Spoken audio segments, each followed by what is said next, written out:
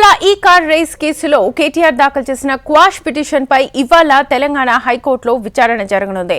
తనపై నమోదైన ఏసీబీ కేసును కొట్టివేయాలని కోరుతూ కేటీఆర్ ఈ నెల 21న హైకోర్టులో క్వాష్ పిటిషన్ దాఖలు చేశారు.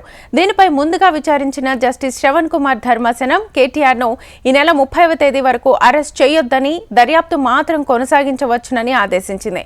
కౌంటర్ దాఖలు చేయాలని ఏసీబీ మున్సిపల్ శాఖ కార్యదర్శి దాన కిషోర్లకు నోటీసులు జారీ చేసింది. తమది రెగ్యులర్ బెంచ్ కానందున తదుపరి విచారణ రెగ్యులర్ రోస్టర్ కరిగిన ధర్మాసనం ఎదుట లిస్ట్ చేయాలని రిజిస్ట్రీకి ఆదేశాలు జారీ చేసింది. ఇప్పటి వరకు జరిగిన దర్యాప్తుపై ఏసీబీ అధికారులు కౌంటర్ దాఖలు చేయనున్నారు.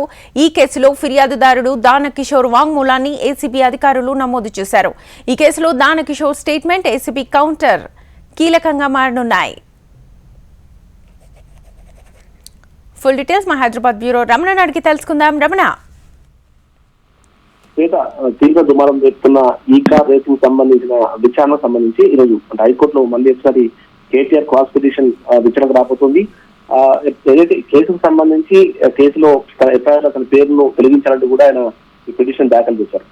చాలా వాదోపవాదాలు కొనసాగాయి. ఆ తర్వాత 30వ తేదీ వరకు అయితే అతన్ని అరెస్ట్ చేయడం కూడా అలాగే హైకోర్టు ఇప్పటికే ఆదేశాలు ఇచ్చింది. ఈ రోజు విచారణ మళ్ళీ 27వ తేదీకి విచారణ వాయిదా వేసింది కాబట్టి ఈ రోజు విచారణ రాబోతుంది. మరొకసారి ఆ విచారణ సందర్భంగా ఇరు పక్షాలకు సంబంధించిన వాదోపవాదాలు కొనసాగుతున్నాయి. ఆల్రెడీ గంట పాటు ఆ రోజు ఎప్పుడైతే పిటిషన్ రోజు విచారణ కొనసాగిందో దాదాపు వాదోపవాదాలు కొనసాగాయి.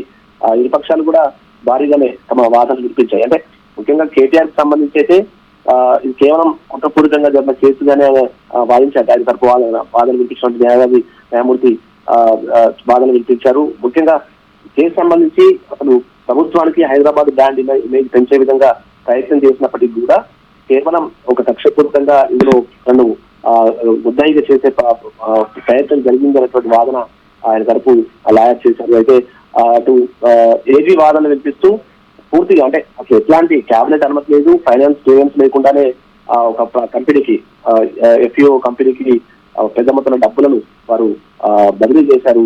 ఇవన్నీ కూడా రిజర్వ్ బ్యాంక్ నిబంధనల విరుద్ధమే కాకుండా ప్రభుత్వానికి సంబంధించి ప్రభుత్వ మొత్తం నిధులకు మళ్లించే విధంగా, ప్రభుత్వానికి నష్టం చేసే విధంగా ఈ చర్యలన్నీ ఉన్నాయి కూడా. ఇవన్నిటికీ అప్పటి మున్సిపల్ శాఖ మంత్రిగా పనిచేసిన కేటీఆర్ బాధ్యుడు. ఆయన ఆదేశాలతోనే ఇదంతా జరిగింది. అన్ని కూడా కేవలం మౌఖిక ఆదేశాల మేరకు జరిగేటువంటి ఒక వాదన కూడా ప్రధానంగా చేస్తూ సరైతే ఈ వాదనలను విన్నటువంటి కోర్టు అయితే విచారణను ఈ రోజుకి వాయిదా వేసింది. ఈ రోజు మళ్ళీ ఏసీబీ కౌంటర్ దాఖలు చేసే అవకాశం ఉంది. కౌంటర్ దాఖలు చేస్తుంది. ఎందుకంటే మొత్తం విచారణ కొనసాగుతుంది. ఎందుకంటే కేవలం కేటీఆర్ ను మాత్రం అరెస్ట్ చేసింది కానీ ఆ విచారణ మాత్రం కొనసాగించని చెప్పిన నేపథ్యంలో బెనిఫిషియల్ స్టేట్మెంట్ కూడా రికార్డ్ చేస్తుంది. ఆ రికార్డు ఏ స్టేట్మెంట్ రికార్డ్ చేశారో దానికి సంబంధించి ఆ తర్వాత ఈ విచారణ పరంగా ఏ అంశాలను వారు సేకరించారో వాటిని కూడా కోర్టు ముందు పెట్టే అవకాశం ఉంటుంది. అందులో కొన్ని కీలకమైన అంశాలను ఈ రోజు ఏసీబీ అయితే కోర్టు ముందు పెట్టే అవకాశం ఉంటుంది. వాటిని అంటే బేస్ చేసుకుని ఈ రోజు వాదన వినిపించే అవకాశం కనిపిస్తుంది.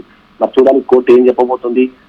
30వ తేదీ వరకు అరెస్ట్ చేయడం కూడా చెప్పిన నేపథ్యంలో ఇప్పుడు మళ్ళీ ఏసీబీ నోటీసులు ఇచ్చి విచారణ పిలిచే అవకాశం ఉన్నట్టుగా వార్తలు వచ్చిన నేపథ్యంలో కోర్టు సంబంధించి కోర్టు ఆదేశాలు అనేది కీలకంగా పోతుంది. Right Ramana, thank you.